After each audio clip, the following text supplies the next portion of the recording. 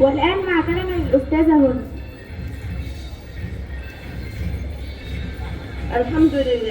الحمد لله ممسينا ومصبحنا بالخير والإحسان والمنن، ثم الصلاة على المختار سيدنا محمد وعلى آله وصحبه أجمعين. النور يفيض ويبهر ويتلألأ النصر العظيم، يأتي يوم 6 من أكتوبر كل عام متهاديا مكللا بالسعادة والفرحة للمصريين، يحمل في طياته العز والكرامة، يبدد سحب الهزيمة وغبار النكسة.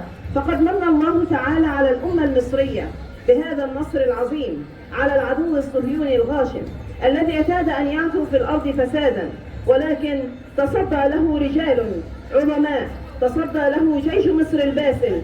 فشكرا لرجال عرفوا قيمة الوطن والتضحية من أجله، خطبت دماؤهم أرض سيناء، وكتبوا بحروف من الدم أسمى آيات النصر، وكانوا مثلا في التضحية والعطاء والإيمان الصادق. قال تعالى: أعوذ بالله من الشيطان الرجيم: فليقاتل في سبيل الله الذين يشرون الحياة الدنيا بالآخرة، ومن يقاتل في سبيل الله فيقتل أو يغلب فسوف نؤتيه أجرا عظيما. إنها إحدى الحسنيين، النصر أو الشهادة.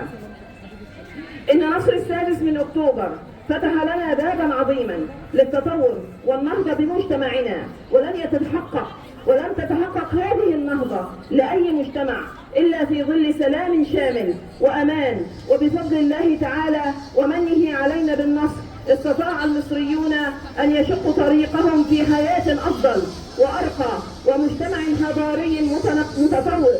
وأنتقل مع حضراتكم للحديث عن مناسبة عظيمة، ألا وهي يوم جليل، وهو يوم المعلم.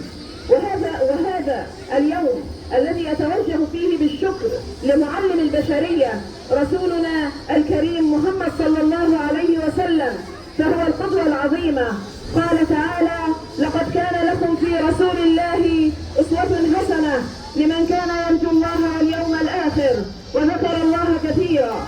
كما أتقدم بالشكر لكل من ساهم في العملية التعليمية من إدارة ومعلمين ومعلمات، وأقول لهم إن دوركم عظيم ومسؤوليتكم كبيرة، فأنتم ورثة الأنبياء، لأن الأنبياء لم يورثوا دينارا ولا درهما، بل ورثوا علما نافعا.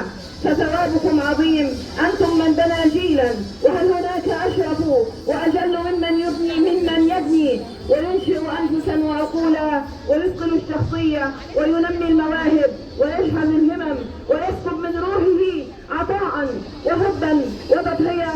فجزاكم الله خيرا عنا وعن أبنائنا وبناتنا، وشكرا لكم.